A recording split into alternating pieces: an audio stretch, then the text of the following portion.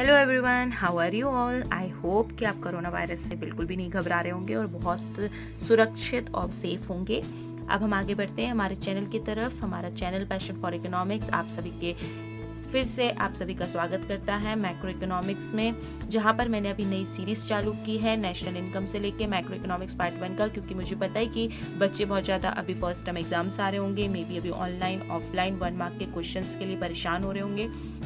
तो मैंने ये वीडियो बनाया जिसमें कि आप 1 मार्क क्वेश्चंस प्रिपेयर कर सकते हो मेरे साथ बहुत शॉर्ट पीरियड ऑफ टाइम में बहुत अच्छे से। तो प्लीज़ लाइक शेयर और सब्सक्राइब बिल्कुल करिएगा, अपने फ्रेंड्स के साथ भी करिएगा, जिससे कि आप जब डिस्कस करेंगे तो बहुत आपको मजा आने वाला है। तो exams are going to appear, so how I should prepare while playing this video. So play this video, like this video, subscribe this video and enjoy studies economics with me. Okay, so now coming to the 1 mark questions. When I talk about the latest 1 mark questions, the first question for you is, okay, just the 1 marks question, a quantity measured per unit of time period is known as. बताइए, quantity measured per unit of time, अगर कोई quantity है जो कि per unit of time में prepare हो रही है तो हम उसको क्या बोलेंगे, what will be known as it. आपको पता है पर यूनिट ऑफ टाइम के लिए क्या बोला जाता है और पर्टिकुलर पीरियड ऑफ टाइम के लिए क्या बोला जाता है। तो ऑप्शन हमारे पास है stock variable, flow variable, inventory and none of the above. यहाँ पर अब बात क्या हो रही है, per unit of time. Per unit of time में क्या आता है यहाँ पर, तो over a period of time होता है, एक पर यूनिट ऑफ टाइम होता है, एक मतलब पर्टिकुलर पॉइंट ऑफ टाइम होता है। तो stock variable, flow variable, inventory और नन ऑफ दिस। क्या आंसर आप सोच रहे हैं, आप सोचिए इसका आंसर। मैं आपको समय देती हूँ, फिर हम इस पे आगे बढ़ते हैं। तो इसका आंसर है आपका, ये पर यूनिट है, पर्टिकुलर पीरियड ऑफ टाइम नहीं है। इसका मतलब ये है कि इसका आंसर बी है, फ्लो ऑफ वेरिएबल। इसका आंसर है flow of variable, answer 2। Answer 2 is the correct answer, that is flow variable. I hope is it clear to you. Now coming to the next question, question number 2. When we talk about question number 2 is asking you which of the following is the stock variable. इसमें से कौन सा stock variable है। चलिए देखते हैं options क्या है हमारे पास। ऑप्शंस है interest on capital, stock variable जो स्टैटिक होता है, स्टॉक वेरिएबल जो पर्टिकुलर पॉइंट ऑफ टाइम में होता है। तो स्टॉक वेरिएबल क्या आपका इंटरेस्ट ऑन कैपिटल कहलाएगा, क्या वो distance between Delhi and Mumbai कहलाएगा, एक्सपेंडिचर ऑन मनी कहलाएगा, ऑल ऑफ दिस कहलाएगा कि इंटरेस्ट ऑन कैपिटल कहलाएगा। अगर आप देखें इसमें से तो कौन सा स्टैटिक रहेगा, मतलब जो चेंज ना हो। इंटरेस्ट ऑन कैपिटल चेंज हो सकता है, एक्सपेंडिचर ऑफ मनी चेंज हो सकता है, इसका मतलब ऑल ऑफ दिस तो ऑटोमेटिकली होगा नहीं। मतलब होगा क्या answer, distance between Delhi and Manali, क्योंकि दिल्ली और मनाली का जो डिस्टेंस है वो कभी भी चेंज होने वाला नहीं है। तो इसका आंसर भी क्या होगा आपका, the correct answer will be here is a B. So correct answer is for question number 2 is B. I hope is it clear to you, right. Now हम आते हैं अपने नेक्स्ट क्वेश्चन नंबर 3 पे। Question number 3 यहाँ पर क्या बोल रहा है, income of the family is the example of which variable. Income of the family is the example of which variable. चलिए आइए देखिए क्वेश्चंस का आपके पास ऑप्शंस क्या हैं। ऑप्शंस हैं stock, flow, both stock and flow, neither stock and flow. तो देखो कभी कभी जब हमको क्वेश्चन समझ में नहीं आते तो हमें वो ढूंढना चाहिए सबसे पहले जो आंसर्स हो ही नहीं सकता। अब यहाँ पर दो तो नहीं हो सकते, बोथ भी नहीं हो सकता, नाइदर भी नहीं हो सकता। तो यहाँ पर हमको क्या लेना होगा, या तो स्टॉक होगा या तो फ्लो होगा। अब income of the family, income of the family particular period of time है कि over the period of time है, आपको ये सोचना होगा। और इसमें क्या है, income of the family change भी हो सकती है, डायनेमिक भी हो सकती है और ये हमेशा रहती है। तो ये over the particular period of time है। इसका मतलब इसका आंसर भी क्या होगा, बी होगा, दैट इज फ्लो। देखते हैं इसका आंसर क्या है। इसका आंसर है बी, फ्लो। तो अगर आपको कोई डाउट है तो आप कमेंट बॉक्स पे लिख सकते हैं, और आंसर्स जब आप सॉल्व कर रहे होते हैं तभी आप कमेंट बॉक्स में इसके आंसर्स लिख सकते हैं। अब आते हैं अपन नेक्स्ट क्वेश्चन नंबर 4 पे। Factor services rendered by the household to the firm lead to, household to the firm. अगर हमारे पास यहाँ पर हाउसहोल्ड है और यहाँ पर हमारे पास फर्म है, तो हाउसहोल्ड से फर्म में जब हमारी सर्विसेज जा रही हैं तो ये सर्विसेज जो हैं वो क्या कहलाती हैं, दिस सर्विसेज। तो ऑप्शन देखते हैं। ऑप्शन है real flow, money flow, service flow और बोथ ANC। मैंने आपको पहले भी बोला, पहले आप ये देख लो कौन सा ऑप्शन नहीं हो सकता है, बोथ ANC तो हो नहीं सकता। अब रियल फ्लो, मनी फ्लो और सर्विस फ्लो क्या होता है।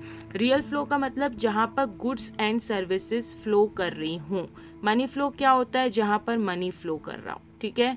तो अब इसमें से आप बताइए, सर्विस फ्लो भी कुछ होता ही नहीं है तो उसको तो कट ही कर दीजिए। अब इसमें से बताइए, आप बोल रहे हो फैक्टर सर्विसेज रेंडर्ड, यहाँ पर जब आप बात करो, यहाँ पर बात करो factor services rendered by household to the firm, तो इसका आंसर क्या होगा, गुड्स एंड सर्विसेज मतलब real flow. Here the answer will be real flow, क्योंकि रियल फ्लो जो है वो क्या ट्रांसफर करता है, आपका गुड्स एंड सर्विसेज करता है। क्या करता है, गुड्स एंड सर्विसेज। तो this is the correct answer, ठीक है। सो देखते हैं correct answer, yes it is a real flow. Correct answer क्या है आपका, रियल फ्लो है, ठीक है। Correct answer is a real flow. Now coming to the next question number 5. A flow is the quantity that is measured at a particular point of time. जो flow जो है वो ऐसी एक्टिविटी है जो particular point of time में होती है। तो इसका आंसर ट्रू है कि फॉल्स है, ऑप्शंस देखते हैं। ऑप्शन है ट्रू और फॉल्स। बताइए, हमारे पास दो ऑप्शन होते हैं, एक स्टॉक होता है और एक फ्लो होता है। आप मेरा पहला वीडियो देख सकते हो जिसमें मैंने सर्कुलर फ्लो ऑफ समझाया है। स्टॉक जो होता है वो आपका over particular period of time होता है और जो फ्लो होता है वो over the period of time होता है। तो ये जो है वो पर्टिकुलर पॉइंट ऑफ टाइम, मतलब इसका आंसर क्या होगा आपका, फॉल्स होना चाहिए। इसका आंसर फॉल्स होना चाहिए। तो देखिए आंसर इसका फॉल्स है, ठीक है। अब हम आते हैं नेक्स्ट क्वेश्चन पे, क्वेश्चन नंबर 6। ये फिल इन द ब्लैंक्स के फॉर्म में, आपको कोई भी टाइप के 1 मार्क्स क्वेश्चंस आ सकते हैं। मिले fill in the blanks, match the column, true false, 1 mark, किसी भी टाइप के क्वेश्चंस आ सकते हैं। तो एक फिल इन द ब्लैंक्स है, dash refers to the flow of money across the different sector of the economy. कौन सा फ्लो ऑफ मनी यहाँ पर कहलाता है, what is the flow of money occur at different sector of economy, ठीक है। चलिए देखते हैं इसके ऑप्शंस क्या हैं। ऑप्शंस है real flow, money flow, stock, both A and B. अभी इसके पहले ही बस मैंने आपको बताया था कि जो flow of goods and services होता है वो रियल फ्लो कहलाता है और फ्लो ऑफ मनी क्या कहलाता है, ऑब्वियस सी बात है मनी फ्लो कहलाता है। तो इसका आंसर भी क्या होगा, इसका आंसर भी आपका बी मनी फ्लो होगा। तो देखते हैं आंसर क्या है, आंसर है B money flow. Is it a correct answer. अब आते हैं अपन क्वेश्चन नंबर 7 में। चलिए देखिए क्वेश्चन नंबर 7 क्या बोलता है कि flow of goods and services between firm and house hold. वही सेम क्वेश्चन है कि फर्म और जो हाउस होल्ड है उनके बीच में जो flow of goods and services है वो किसके बेसिस पे है। तो गुड्स एंड सर्विसेज ऑप्शंस देखते हैं, real flow, money flow, flow of capital, flow of stock. बताइए क्या करेक्ट आंसर है इसका, गुड्स एंड सर्विसेज है, मतलब इसका करेक्ट आंसर है आपका क्या, real flow. Real flow is a correct answer. देखते हैं ऑप्शन क्या है, करेक्ट है ए, ठीक है। अब हम नेक्स्ट क्वेश्चन पे आते हैं। नेक्स्ट क्वेश्चन यहाँ पर बोल रहा है which of the following is not a flow. ये बहुत इंपॉर्टेंट क्वेश्चन है कि कुछ आपको ऑप्शंस दिए जाएंगे, आपको उसमें से आइडेंटिफाई करना है कि वो स्टॉक है कि वो फ्लो है। अगर आपका कॉन्सेप्ट क्लियर है कि stock particular point of time कहलाता है और फ्लो जो है वो over a period of time कहलाता है। अगर आपका कॉन्सेप्ट क्लियर नहीं है तो आप मेरा पहला वीडियो देख सकते हो इस चैनल पे जाके, और चैनल को लाइक, सब्सक्राइब, शेयर करना बिल्कुल मत भूलिएगा, ये आपका हक है और हमारा भी। इस पे हम ऑप्शंस पे आते हैं। फ्लो कैपिटल, आप बताइए कैपिटल आपका वेल्थ, क्या वो फ्लो में है। Which is of the following is not. कभी कभी क्या होता है बच्चे जब फोकस करते हैं तो ये देख लेते हैं घबराहट में, एंजाइटी में कि भैया नॉट को ना देख के आप ये देख लेते हो कि फ्लो है कि नहीं, बल्कि ये क्वेश्चन पूछ रहे हैं नॉट। नॉट मतलब नहीं है, कौन सा फ्लो इनमें से नहीं है। Which of the following is not a flow. Income, investment, depreciation. अब अगर आप देखें तो डेप्रिसिएशन फ्लो है, क्यों, क्योंकि वो चेंज हो सकता है। इन्वेस्टमेंट चेंज होता रहता है, वो भी फ्लो है। इनकम वो भी फ्लो है। मतलब इसका आंसर क्या होना चाहिए, कैपिटल होना चाहिए, क्योंकि कैपिटल हमारी वेल्थ होती है और वो चेंज इतने नहीं होती है, बहुत लॉन्ग पीरियड ऑफ टाइम में होती है। तो इसका आंसर यस ए है, ठीक है।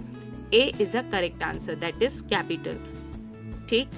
अब आते हैं हम क्वेश्चन नंबर 9 में। चलिए देखिए क्वेश्चन नंबर 9 क्या बोलता है, real flow is also known as. अच्छा, दूसरे नाम भी बहुत पूछे जाते हैं इकोनॉमिक्स में। रियल फ्लो को क्या बोलते हैं, मनी फ्लो को दूसरा नाम क्या बोलते हैं, पर्टिकुलर पॉइंट को। तो अब ऑप्शन देखते हैं कि रियल फ्लो का दूसरा नाम क्या है। मुझे जरूर पता है कि मेरे बच्चों को पता होगा कि रियल फ्लो का दूसरा नाम क्या है। तो यहाँ पर ऑप्शन है nominal flow, physical flow, money flow, both A and B. Both A and B तो हो नहीं सकता, ठीक है। अब मनी फ्लो तो हो नहीं सकता क्योंकि वो मनी से रिलेटेड है। अब आता है फिजिकल एंड नॉमिनल। ए और बी में से आंसर है, टिक करिए भाई क्या आंसर हो सकता है। नॉमिनल फ्लो हो सकता है कि फिजिकल फ्लो हो सकता है, बताइए इसका आंसर क्या होगा।